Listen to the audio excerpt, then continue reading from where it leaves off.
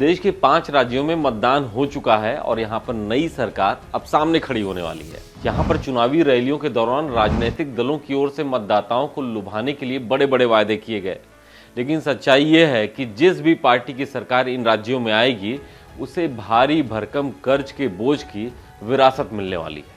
अगर सिर्फ मध्य प्रदेश, राजस्थान, छत्तीसगढ़ और तेलंगाना की बात करें तो वर्ष 2019 से वर्ष 2022 के दौरान इनकी सरकारों ने कुल 5 लाख करोड़ रुपए का कर्ज लिया। तो इन राज्यों में अगली और नई सरकार बनते ही उनके पास क्या चुनौतियां होंगी और सरकार बनाने के अलावा सरकार चलाने के बीच इस बड़ी समस्या से कैसे निपटेंगे राजनीतिक दल, इसे समझते हैं। नमस्कार, मेरा नाम है Abhishek Pandey. Reserve bank of India यानी आरबीआई ने अपनी रिपोर्ट में मध्य प्रदेश, राजस्थान और छत्तीसगढ़ को लेकर साफ तौर पर कहा है कि यहां पर बढ़ता कर्ज लंबे समय तक बरकरार नहीं रखा जा सकता।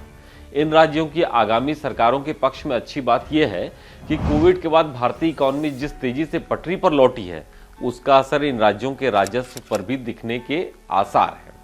ऐसे में अगर नई सरकारों की तरफ से इफिशिएंट फाइनेंशियल मैनेजमेंट दिखाया गया तो कर्ज लौटाने की चुनौती भी यहां पर पार कर लेंगे राजनीतिक दल।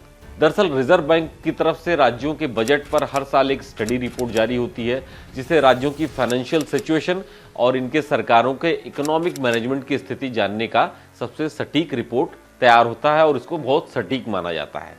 अगर आरबीआई की पिछले 4 साल की सालाना रिपोर्ट को पड़ताल की जाए और कुछ तथ्यों पर नजर डालें और इससे जो तस्वीर सामने आती है उसके मुताबिक चुनाव में जाने वाले 4 प्रमुख राज्यों की मौजूदा सरकारों ने अपने कार्यकाल के पहले 3 वर्षों में जमकर कर्ज लिया है। मध्य प्रदेश ने 89 लाख करोड़ रुपए का कर्ज लिया, राजस्थान ने 1,47,600 करोड़ रुपए का कर्ज लिया, छत्तीसगढ़ ने 28,680 करोड़ रुपए और तेलंगाना ने 2,37,402 करोड़ रुपए का कर्ज ले रखा है। मार्च 2023 तक मध्य प्रदेश पर कुल 3,78,617 करोड़ रुपए, राजस्थान पर 5,37,013 करोड़ रुपए और तेलंगाना पर 3,66,606 करोड़ रुपए का कुल कर्ज है। वहीं छत्तीसगढ़ की सरकार पर जनवरी 2023 तक 82,125 करोड़ रुपए का कर्ज है। दरअसल राज्यों में कर्ज की राशि में भारी वृद्धि की एक अहम वजह कोरोना महामारी का काल है, जिसकी वजह से देश के तकरीबन सभी राज्यों के राजस्व के अपने सोर्स सूख गए। वैसे नोटेबल फैक्ट यह है कि दिसंबर 2023 में इन राज्यों में जिनकी भी सरकार बनेगी उसे आने वाले 5 सालों के दौरान उस कर्ज के एक बड़े हिस्से की अदायगी करनी होगी।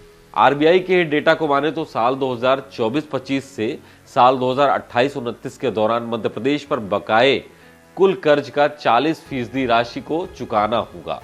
राजस्थान की नई सरकार को इस दौरान 40.5%, तेलंगाना की नई सरकार को लगभग 30% कर्ज की राशि चुकानी पड़ेगी, जबकि इससे ज्यादा छत्तीसगढ़ की आगामी सरकार को मौजूदा कर्ज की राशि का तकरीबन 71% कर्ज चुकाना पड़ेगा।